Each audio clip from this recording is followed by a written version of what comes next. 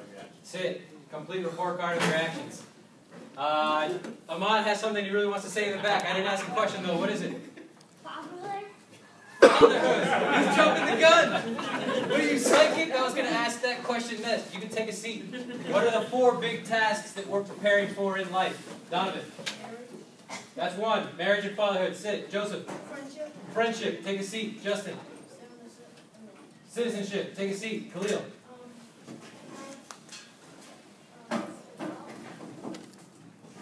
Be more specific. Stay standing. Daryl. Well, no. You are preparing for that, but that falls under marriage and fatherhood. I want Donovan. Professional work. Professional work. You can take a seat. We're on the right path. It's professional work. There are 2 kinds of mindsets. Benjamin, name one. A fixed mindset. Sit. Who can tell me what a fixed mindset is? Ali. A mindset that doesn't want to change, wants to stay where it's at. Doesn't want to change. Take a seat. Who can add on to that? Ernest, add on to that. A fixed mindset is a mindset that will not change for no reason. It's one that's not going to change. You kind of repeated what Ali said, but I'm looking for something more specific. Mike? It won't grow. Let me ask you this as a follow-up, Ernest. Fixed mindset folks, when they see a new challenge, do they take it on or do they back down? Back then. Why? Because they're scared that they might fail. They're scared they will fail. Bingo. Now you can sit. Okay. Michael Pearson, what's the other kind of mindset? Growth mindset. I love calling on Michael Pearson. I don't know why. Take a seat. Who's still standing? Marty. What's a growth mindset? Growth mindset is making changes. What's that? Making changes. Making changes? Hold on. Give it to me all in one. You're on the right path. A growth mindset is new changes for good habits, new habits. New habits. Okay. Stay standing for a second. Daryl, growth mindset. Can you add on to Marvin's answer? Mindset is you face new challenges. Oh, you're willing to face new challenges, which, if you persevere, lead to... Now give your answer. What? What did you say that first? So he said a growth mindset is one that... say it again, Daryl. You're willing to face new challenges. And then you said your answer to growth mindset was? Change habits. Change habits. You said growing. Oh, growing. Alright, you guys can both say growth mindset is one where you're willing to take on new challenges. You're willing to grow. Okay. Just you 3. Marquise, Michael, and Gregory. Okay, the moment of truth. The moment of truth. Prudence is the ability to, there's 3 things. Give me one. Know the good. Take a seat. Michael. Do the good. Great. Marquise. Usually it's do the good, blank the good, and do the good. Love the good.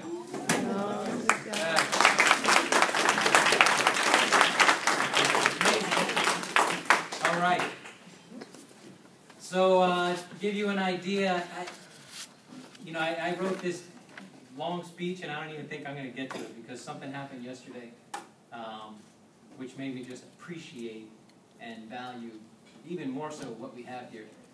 There was a student there's a school who, I met a school official back in September, and they have this program for their high schoolers, not Don Bosco Crystal Ray, but they have a program for their high schoolers where 1 or 2 days a week they intern at a nonprofit or a business somewhere in the DC area. So this student was working with me on Wednesdays and Fridays from 1 to 4. And so the extent of what he had been doing for the past, I think 2 months, so 8 weeks, sharpening pencils, occasionally making copies, filing. He was doing it well. I mean, no mistakes, and it was fine. So then yesterday he came in, And I said, all right, we need to take this to the next level. Do me a favor, sit down and write down in complete sentences 5 things that you want to get out of this internship. How do you want to grow as a person? How do you want this to help you as a professional? And his first answer, he said, I don't know. And I said, well, think about it before you tell me I don't know. And go take a seat and just try. So he came back with, I want to sharpen pencils, I want to make copies, and then I just want to hang out. And so I said, this isn't really what I'm looking for. Did you understand my question? He said, yes. And I said, okay, well, just to recap, I want you to tell me what you want to learn from this job that will help you be more marketable in the future, that will help you get the job when there's someone else who wants it, but you just look like a better candidate because you can do X, Y, and Z. So then he said, I don't know. And I said, well, I mean, do you want to better your communication skills? Do you want to improve your organization? Do you want to, I just started throwing some suggestions out there. So then he wrote on his paper everything that I told him. I want to better my communication, my organization, and something else. And,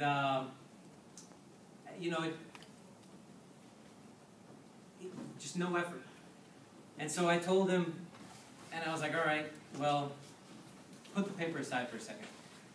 I want to know what you want out of this and how you want me to interact with you while you're here.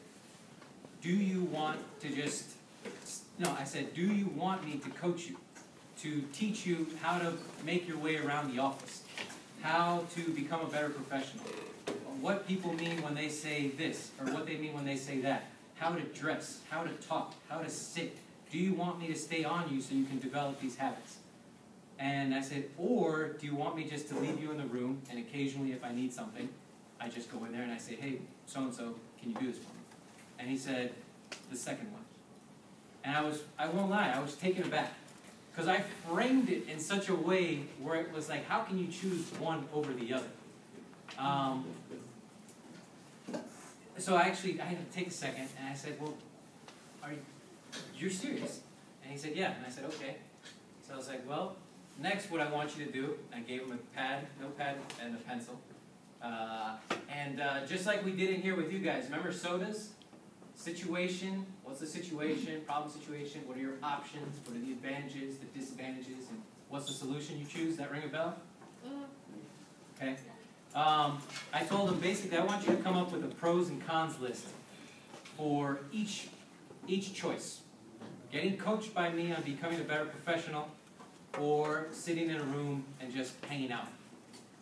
So he did pros for each but no cons, and then I sent him back to do the cons, and basically he just wrote, I don't have any cons, I just don't want to learn anything. Right, and so, I was very, disappointed is not the word, but sad. Sad. And I told him, I said, all right, well, how old are you? 16. And I said, you realize that in 2 years, you will be an adult, and legally no one has to take care of you. And he just kind of stood there. And I said, what do you want out of life? What are your dreams? What are your aspirations? When it's all said and done, what do you hope to get out of it? I don't know. And I said, well, think, in 2 years you're done with high school. What's next? And he said, college? And so I actually have the piece of paper. I won't even bring it out. And I said, all right, college is a good goal, but help me make sense of this. You want to go to college, but you're in a place called the Youth Leadership Foundation where we train young people to be leaders, and you're telling me you don't want to learn anything. Can you help me make sense of that? And he just kind of stood silent. And I said, because I got to be honest, there are other high schools that call me up trying to place people here. And I tell them, no, I already got a guy. But if you don't want to learn anything, quite frankly, this isn't a good fit. And so he just kind of stood there silently, and I was asking him questions more and more, and I said, well, take the weekend and think about it. Speak with your advisor at school. Tell them about this conversation. Because I want you here only if you want to learn something. I don't want to just leave you in a room to vegetate. And so that was it. I cut him loose an hour early. He's got a lot to think about. And so I took a seat, and I was just, you know, it still kind of just makes me sad. I was thinking, is it his fault? Maybe, maybe not. Maybe no one's shown him. Maybe nobody's teaching him. Maybe he's not hearing the right stuff from his advisors at school. There are reasons. There are reasons. But then I turned my mind back to the award ceremony today and the preparations and just reflecting on all the work that we've done with your sons, all the work that they've done over the past 10 weeks. Their openness to feedback, their openness to being critiqued. And nowadays, being critiqued has a negative connotation, but how can you improve if someone doesn't tell you what your weaknesses are and how to do it better? Working on behavior, working on being polite, on self-control. I mean, it's just amazing. And when I see the difference between, I'm going to go with my older students because they're closer in age to this guy, but Marvin, Ernest, Marcus, Benjamin, Ali, what other high schoolers do we have here? I think that's it for now. Sorry, Antonio, Marquise, second day here, but he worked with us in the summer. Edgar, over there. Who else am I missing? Musa. And I look at these guys who are like, how can I help? What do I need? Hey, look, this is how you should do this because this is where you're messing up. And they're like, okay. And then they put that feedback into practice. You know, it just, sometimes I just forget or I take for granted how much work they're putting into this, how much work the volunteers are putting into it, and how much good is coming from it. Because they were good kids, great kids when they came in on day one. They're even better now. And every single one of them has put in the effort. So I applaud you guys, and I just encourage you to keep that mindset of taking risks, of willing to face new challenges even if you might fail, of not being scared to try new things because you're afraid of how you're not going to look, or not giving up just because something's frustrating and you're not getting it right away. And that starts with you parents. I think you're doing a phenomenal job. The fact that you're here, that you're involved, that I see so many of you every Saturday, I just can't say thank you for being here, thank you for your trust, and that this has been a great last 10 weeks. So on that note, I want to leave you with just a few gold nuggets to think about, which is stuff that we've talked about over the last 10 weeks, but which will help you for the rest of your life, but definitely between the break between now and spring. All right? So we all have days where we think we can't do something. All right? Or we get frustrated, or we get down. All right? We talked a lot about mindsets, growth mindset, fixed mindset. Wherever you're at, you can change it. All right? So for example, I'm not good at Spanish, I'm not good at math, I'm not good at this, I'm not good at that. Skills can be cultivated. All right? Skills can be cultivated. Pretty much every single one of you here likes to play sports, right? If you go out and you practice free throws and make 500 a day for the next 2 months, are you going to improve your free throws? Maybe not if you're Shaq or Dwight Howard. But do you know what I mean? I know that some of you are struggling in a particular subject or a particular class. There's no magic formula other than sitting down and taking the time to try to work through it. All right? So I encourage you over the next, I don't know how many months, make that time, a set time every single day to work, especially in those areas of your week, because you will improve. And you talk with your teachers, you talk with your parents, use your resources.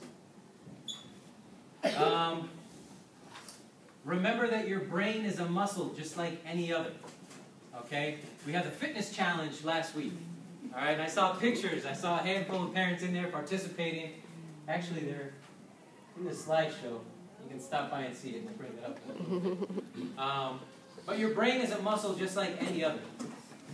And it is proven. I wish I had the book on me.